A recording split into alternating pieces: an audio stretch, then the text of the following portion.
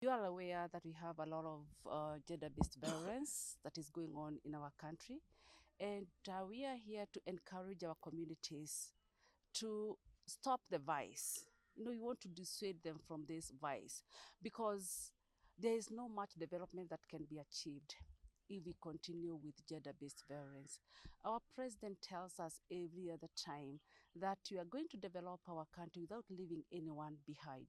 So if we do not end gender-based violence, then we are going to leave some people behind. Women will be left behind. Our children will be left behind. We have said this over and over again that if you empower your girl, if you take care of that girl, empower her, then you can be sure of a society that will move to the next level in terms of development. Is that cross-border issue? And it's for that reason that countries have been coming together, especially through the East African community, to see how we can also deal with this issue. It's not only Tanzania, Uganda as well, Somalia, Ethiopia. We have those cross-border issues. We find our girls moving to bordering countries. And they get the card from there, and then the girls come to our country sometimes. But what I like about the whole situation is that first and foremost, our people understand that it is criminal, it is wrong to cut our girls. So that is why they hide. So that first and foremost, that is very important. So we will continue preaching, so and sensitizing and campaigns and doing a lot of advocacy so that it can get into them that this is wrong and we must protect our girls, we must protect our children. We have used advocacy, we have safe houses, we have helplines.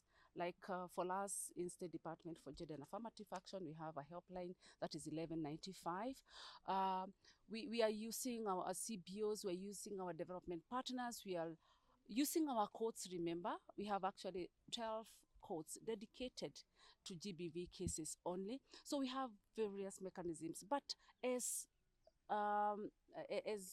we move on, we are finding new emerging issues in the fight against GBV. For example, you are aware that we have technology facilitated GBV. That is the online one. So we also have to come up with new mechanisms of combating the same. You are aware that we have now medicalization of GBV. A good example is that you'll find people from various places, particularly northeastern. They go to Italy and they are taken to hospitals and they undergo. In fact, they undergo the FGM. So we have new emerging issues, but we are dealing with issues as they come. So we are here because of the child. There is a lot of violence against children, and that is why we've come here. Me in social protection, I do violence against children, and Madam Pierre's Anne also does FGM. So we are joined at the hip.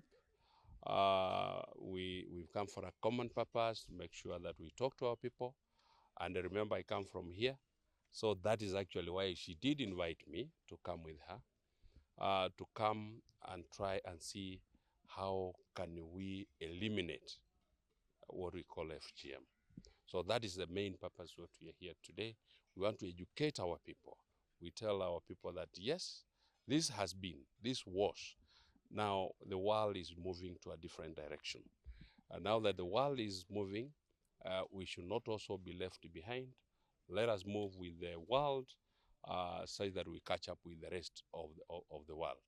So that's what we are here to educate our people. We are not forcing anybody, but ours is to talk to them, tell them that the vice of FGM is this one, and we feel this is also a violence against children, because these children do not have the consent of this FGM.